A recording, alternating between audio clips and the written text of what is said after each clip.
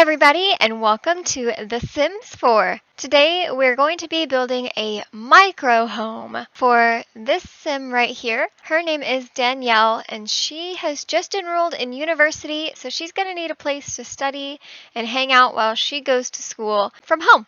So let's go ahead and jump into build mode here, and we're going to change the lot type to a tiny home residential. Now, I have done the tier 3 small home with 100 tiles.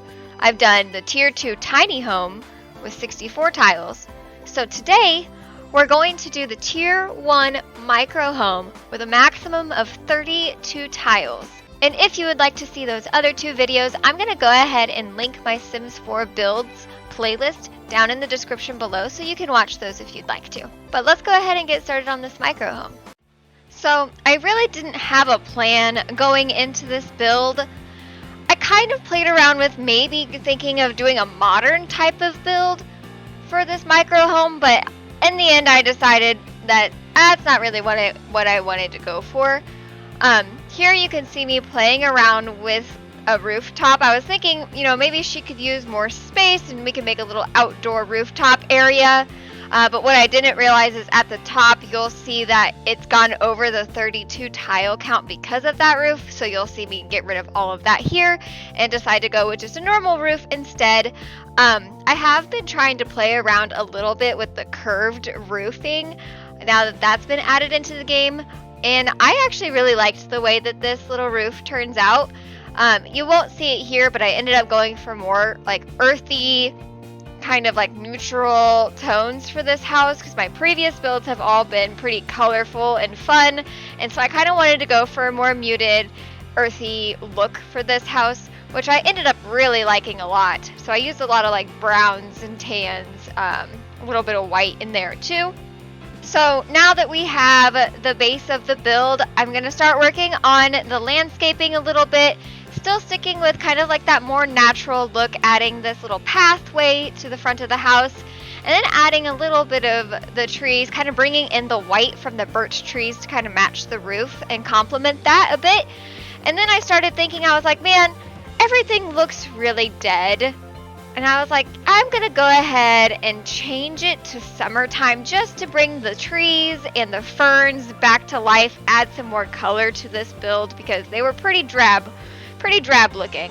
So here you can see I switched the season to summer and everything looks so much more lively now, much better. And now I'm starting to play around with the door, seeing what I liked, and for some reason, I don't know why, I normally put windows in at this point, but I totally forgot about windows. But I do come back to those eventually once I realize, oh, I forgot windows.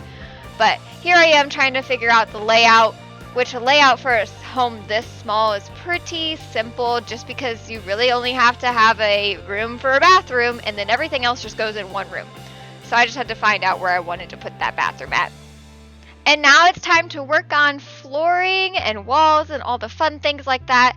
Again, like I said, sticking to those more neutral tans and browns for this house.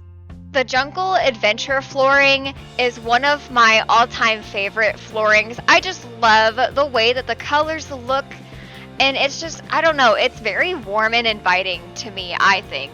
It is definitely one of my favorite wood floorings in the game. And now here I am trying to create the little kitchen space, so adding that backsplash tile area for the kitchen, and then just painting everything else kind of a brown color, again to stick with that more neutral earthy tones. Okay, moving on to decorating or furnishing, I guess. So starting with the bathroom here, pretty simple. Just the sink, the toilet, and the shower, a mirror. What else do you need? Nothing really, right? There we go. Now I realized, oh, I forgot about windows. So I'm just adding a couple of windows into the house here now. I typically put white windows on my houses, but I actually really like the way that this really light tan looked on this house. I thought that it went really well with the door and the rest of the colors in the house, so I didn't go with white this time. Anyway, moving back onto the inside now that I've added windows into the house so she's not living in, I don't know, a shed or something, or in a dungeon. Now she has some light, natural lighting in the house, which is definitely needed in a micro home. Anyway, just adding some extra stuff into the bathroom to make it look a little more lived in. And then moving on to the kitchen, which I kept pretty simple. All you need to make a Sims kitchen work is a fridge, a stove, and one counter space. And she can use the sink in the bathroom to wash her dishes, so I didn't have to put a sink in the kitchen, which is great because then that way I can have that extra tile of space for something else. And now I am trying to figure out what kind of little decorations I want to put into the kitchen, again, to make it look just a little more lived in. So I found this really cute drying rack to put in there. And a little plant, because every home in The Sims 4 has to have at least one plant, am I right? And here I am adding some little cupboards to the top, which I don't do too often just because I usually go a little too crazy with the windows. But I, was able to keep this kitchen in a small little corner of that house. So I actually got to add some cupboards, and I like the way that they look. And now I'm just adding a little tiny dining area for one here so that she can have somewhere to sit down and eat her meals. And then I decided, hey, I like the blues and the greens, so I'm going to add that color combination in as the little hint of something to look at, So that's why I changed the bathroom rug and towel in there. And now we're going to move on to the living room / bedroom. I feel like the only way to make a space this small in The Sims 4 work is to utilize that Murphy bed, which the Murphy bed is the sofa and bed in one.